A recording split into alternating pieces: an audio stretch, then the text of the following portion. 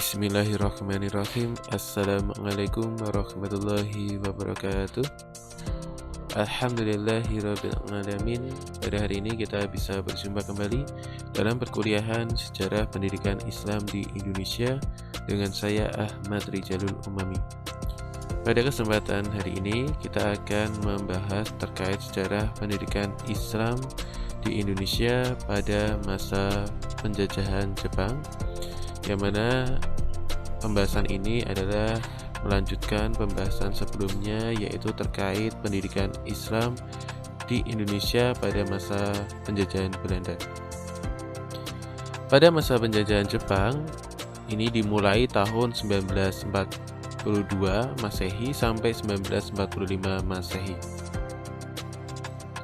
Sebelum kita ke pembahasan, saya akan menyampaikan tujuan perkuliahan pada hari ini. Pada pertemuan ini diharapkan mahasiswa mampu memahami yang pertama, sejarah singkat kedatangan Jepang di Indonesia. Yang kedua, kebijakan Jepang dalam bidang pendidikan. Dan yang ketiga, kondisi pendidikan Islam di Indonesia pada masa Jepang. Langsung saja kita ke pembahasan yang pertama, yaitu sejarah singkat Jepang masuk di Indonesia. Kita mulai dari pembahasan mengenai waktunya. Jepang masuk ke Indonesia pada tanggal 11 Januari 1942 Masehi, yang mana dipimpin oleh Jenderal Imamura, dan Jepang mempunyai tujuan datang ke Indonesia yaitu meminta dukungan dalam Perang Dunia yang kedua. Dan selanjutnya untuk tempat yang pertama kali didatangi oleh Jepang yaitu Tarakan, Kalimantan Utara. Jadi di sini Jepang masuk ke Indonesia mulai tanggal 11 Januari 1942 dipimpin oleh Jenderal Imamura dan mempunyai tujuan meminta dukungan dalam Perang Dunia Kedua. Dan pertama kali singgah di Indonesia yaitu di Tarakan, Kalimantan Utara. Di sini Jepang masuk karena tujuannya dia ingin menguatkan pasukannya untuk melawan sekutu dalam Perang Dunia yang kedua. Kita lanjutkan ke dalam kebijakan Jepang dalam bidang pendidikan. Ini saya bahas yang positif terlebih dahulu. Nanti setelah positif saya akan membahas yang negatif, karena di sini dalam kebijakan Jepang dalam bidang pendidikan ini ada sisi positifnya dan ada juga sisi negatifnya. Untuk yang pertama di sisi positif, yaitu Jepang pada saat menguasai Indonesia, yang pertama dalam bidang pendidikan yang didirikan adalah kantor urusan agama. Di sini dengan adanya kantor urusan agama itu pendidikan yang bersifat agama bisa tercover di sini, bisa diurus di sini, dan juga urusan mengenai kegiatan keagamaan juga tertampung dalam kantor urusan agama. Nomor 2, Jepang mendirikan Majelis Islam A'la Indonesia. Pada masa ini berdirilah Majelis Islam A'la Indonesia, yang mana Majelis Islam A'la Indonesia ini bertujuan untuk merangkul atau menyatukan para umat Islam yang ada di Indonesia. Yang nomor 3, mendirikan BPUPKI dan PPKI. BPUPKI adalah Badan Penyelidik Usaha-Usaha Persiapan Kemerdekaan yang didirikan tanggal 29 April 1945, dan setelah didirikannya BPUPKI, didirikannya PPKI 7 Agustus 1945. Pendirian BPUPKI dan PPKI ini tujuannya untuk mendapatkan simpatisan dari Indonesia agar mendukung pada saat Perang Dunia yang kedua, sehingga dia mengiming-iminginya dengan adanya pendirian BPUPKI dan PPKI. Selanjutnya yang keempat yaitu mendirikan bidang militer. Jadi di sini pendidikan yang difokuskan Jepang yang diterapkan ke Indonesia ini adalah pendidikan militer ya, lebih ditingkatkan ke dalam bidang militer. Karena apa? Dengan adanya bidang militer ini nanti ketika Indonesia sudah menguasai dalam bidang kemiliteran, itu akan mendukung atau akan memudahkan Jepang dalam menaklukkan sekutu. Dan yang kelima, pendidikan yang diterapkan dalam masa Jepang ini demokratis, egaliter. Egaliter ini semua dianggap sama dan adil. Nah, pertanyaannya, kenapa dalam pendidikan yang diterapkan oleh Jepang ini atau kebijakan yang diterapkan oleh Jepang ini sangat ada sisi positifnya. Di sini ternyata Jepang ini tidak mempunyai niatan tulus untuk menerapkan semua bidang ini, kebijakan ini.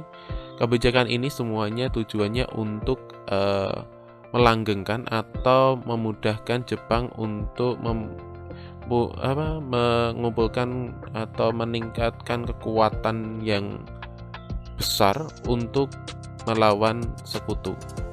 Contohnya di sini kenapa dalam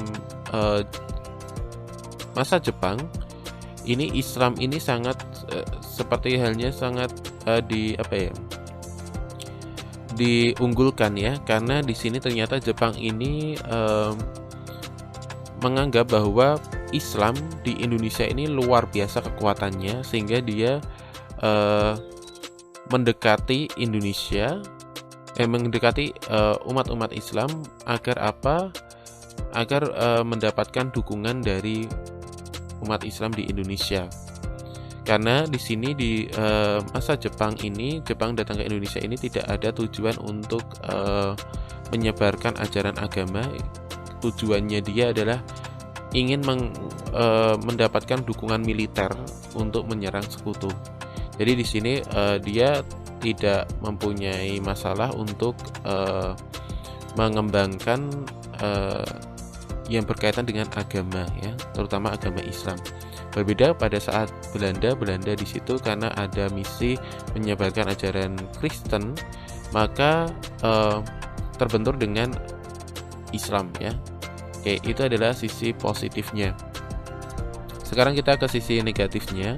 Di sini dalam kebijakannya pada masa Jepang, yang pertama menuntut rakyat patuh dengan Jepang. Di sini rakyat Indonesia harus patuh ya dengan Jepang terhadap segala hal yang dibuat oleh Jepang, peraturan-peraturannya, kebijakan-kebijakannya semuanya. Itu menuntut rakyat untuk patuh dengan Jepang. Nah, di sini yang tidak bagus ya. Yang kedua, rakyat wajib membungkukkan badan ke matahari setiap pagi. Jadi di sini karena Jepang ini simbolnya aja matahari ya dalam benderanya.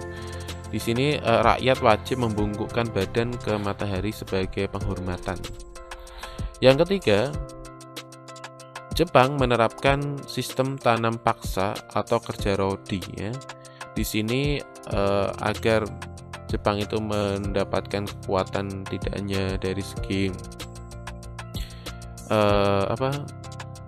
fisik ya, atau kekuatan militer yang ada di Indonesia, tetapi juga Jepang di Indonesia ini juga ingin menguatkan dalam hal materi ya. Jadi di sini juga Jepang membutuhkan asupan materi yang cukup besar sehingga menerapkan sistem tanam paksa atau kerja rodi. Yang keempat, rakyat yang tidak patuh maka dihukum mati. Nah, di sini yang luar biasa kejamnya ya. Ternyata Jepang ketika ada rakyat yang tidak patuh itu langsung dihukum mati karena dia tidak mau banyak berpikir mengenai rakyat yang sulit diatur, maka langsung dihukum mati. Yang terakhir, yang kelima adalah program wajib militer. Nah, di sini negatifnya kenapa kok ada program wajib militer? Karena ada indikasi kayak pemaksaan dalam program ini ya, sehingga di sini program wajib militer ini dan tujuannya yang buruknya itu adalah untuk menguatkan kekuatan militernya dalam memerangi sekutu ya. Di sini program wajib militer ini Jepang membentuk tidak bertujuan untuk menguatkan kemiliteran Indonesia, tetapi dia bentuk untuk bertujuan menguatkan kemiliteran Jepang. Itu mengenai kebijakan Jepang dalam bidang pendidikan. Kita lanjutkan ke dalam kondisi pendidikan Islam pada masa Jepang. Yang pertama, sistem pendidikan yang diterapkan dengan demokratis, egaliter, dan adil. Ya, tadi dalam garis bawahnya untuk sistem pendidikan yang diterapkan di Indonesia itu dengan demokratis, egaliter, dan adil. Karena di sini Jepang dalam hal bidang pendidikan tidak terlalu fokus, sehingga dia tidak terlalu mengotak-atik atau merombak sistem pendidikan menjadi sistem pendidikan yang harus sesuai dengan arahannya, itu tidak. Karena dia yang dikedepankan dalam ketika datang ke Indonesia yaitu kekuatan militer ya. Jadi dia tidak fokus pada bidang ini.